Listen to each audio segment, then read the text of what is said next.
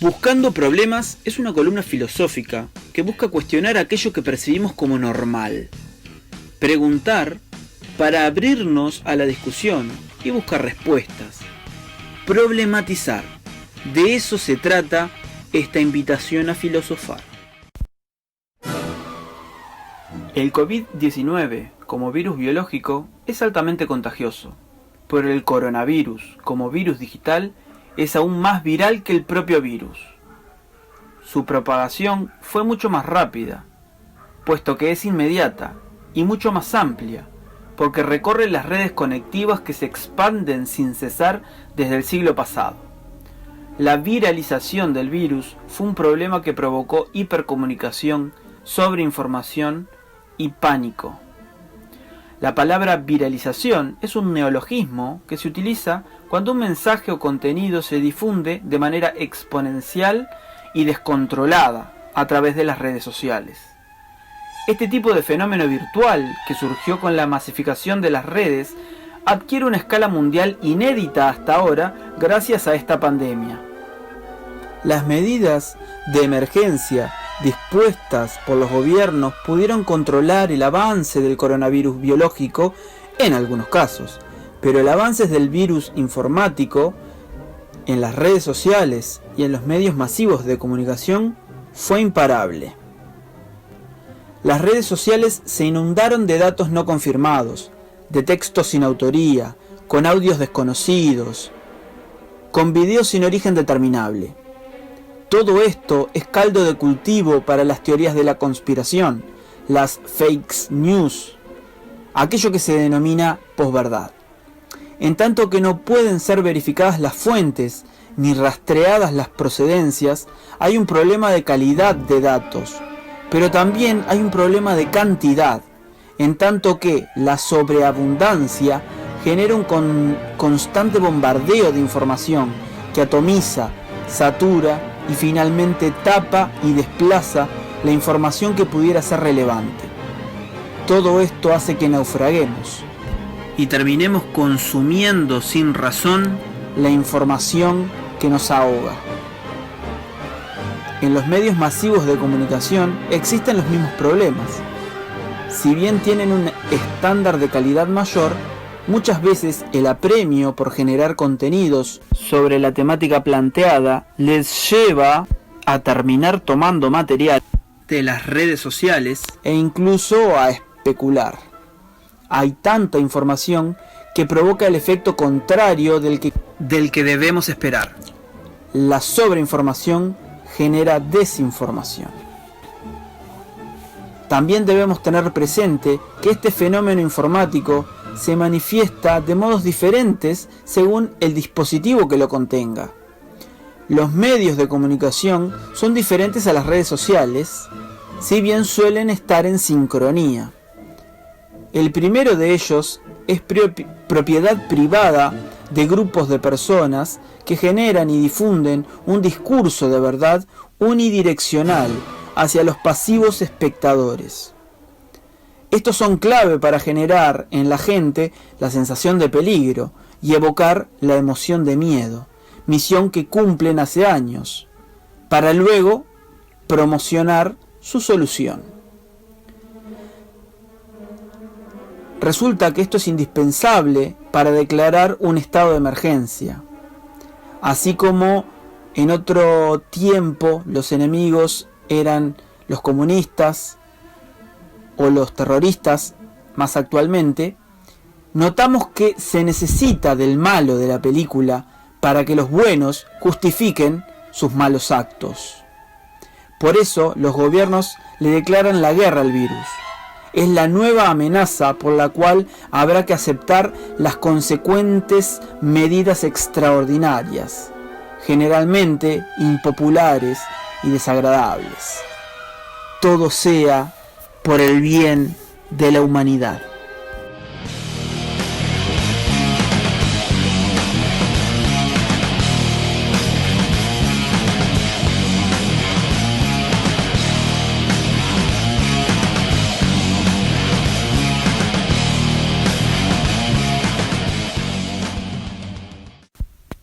El origen de la denominación coronavirus es arbitrario. Es curioso que se haya descubierto un virus cuyo recubrimiento exterior tiene más o menos la forma puntiaguda y con esferas en los extremos. Esta forma remitió a los descubridores a la imagen de una corona, símbolo de poder desde antaño. La búsqueda que he emprendido para comprender este virus como acontecimiento me remite a esta génesis que me lleva a problematizar a través de preguntas. ¿El mayor problema es el virus o la gestión política del virus? ¿Cuáles son los dispositivos que se instalan durante la pandemia como medidas de emergencia y cuánto tiempo se mantendrán? Tomemos una perspectiva histórica. Sobre la peste ocurrida en Francia en el siglo XVII, contamos con el estudio erudito del filósofo francés Michel Foucault, quien, en su libro Vigilar y Castigar, el nacimiento de la prisión, realiza un agudo análisis de las normas que se impusieron por parte del poder de aquella época para gobernar la vida y la muerte de las personas. Cito a continuación un fragmento de lo que escribió en su libro de 1975.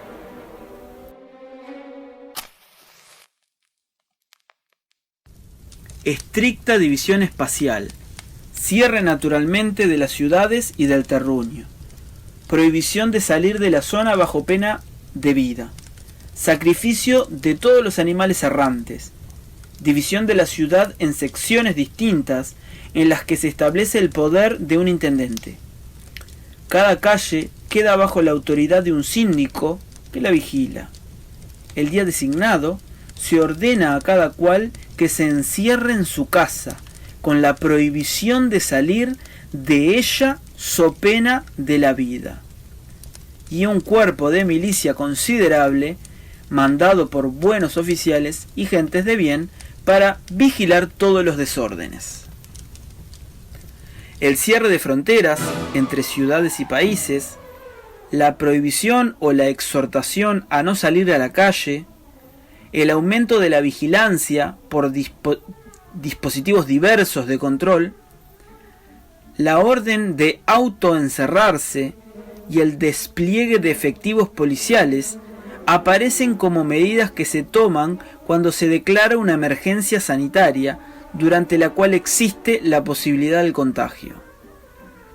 ¿Qué nos dice el discurso oficial ante esto? ¿Que son medidas necesarias? Tal vez. ¿Que son las mejores para cuidar de nuestra salud? Quizás.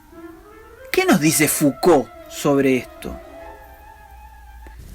La relación de cada cual con su enfermedad y su muerte pasa por las instancias del poder, el registro al que éstas la someten y las decisiones que se toman. La peste, como forma a la vez real e imaginaria del desorden, tiene por correlato médico y político la disciplina. Apela a separaciones múltiples, a distribuciones individualizantes, a una organización en profundidad de las vigilancias y los controles, a una intensificación y a una ramificación del poder. La ciudad apestada, toda ella atravesada de jerarquías, de vigilancia, de inspección, de escritura, la ciudad inmovilizada en el funcionamiento de un poder extensivo que se ejerce de manera distinta sobre los cuerpos individuales. Es la utopía de la ciudad perfectamente gobernada. La peste es la prueba en curso de la cual se puede definir idealmente el ejercicio del poder disciplinario. Basta con cambiar la palabra apestado por infectado, la palabra ciudad por mundo y la palabra peste por coronavirus y obtendremos un análisis muy interesante del presente de parte de un pensador que de hecho no está viviendo esta pandemia. ¿Qué podemos lograr leyendo este autor? Pararnos desde una perspectiva alternativa, que es diferente a la visión oficial o hegemónica, crítica, porque tiene el coraje de cuestionar lo establecido o aceptado por la mayoría, histórica, que nos permite escapar del aquí y ahora de nuestro presente para viajar al pasado y así poder volar hacia el futuro. La enfermedad es real, pero a su vez imaginaria, es decir, existe en la imaginación de las personas. Por ejemplo, cuando nos aislamos de los otros para no contagiarnos, aunque los otros no estén infectados en realidad. Sin embargo, hay que cumplir con esta norma, para cuidarnos, porque es cierto que si nadie cumpliera esta normativa, la enfermedad real lograría propagarse en mayor grado. Entonces, este desorden se soluciona con disciplina, distanciamiento social, teletrabajo, flexibilidad en las políticas de seguro de paro y despidos para que puedas quedarte en casa. El poder disciplinario se ejerce perfectamente sobre los cuerpos de los sujetos que obedecen por su salud y las de sus seres queridos y las del mundo entero, o por miedo a la enfermedad y la muerte. Para entender el planteo de Foucault, debemos hacer foco no en las causas de la pandemia, sino en las consecuencias. Observar cómo ésta se utiliza de fundamento para imponer una serie de medidas urgentes que los gobiernos aplican para manejar la crisis y que les permite definir, dirigir, regular, estructurar la vida y también la muerte de los seres humanos. Al uso del poder disciplinario para gobernar la vida de los sujetos, el autor le llama biopoder. La única respuesta que cabe aquí es ¿hasta cuándo?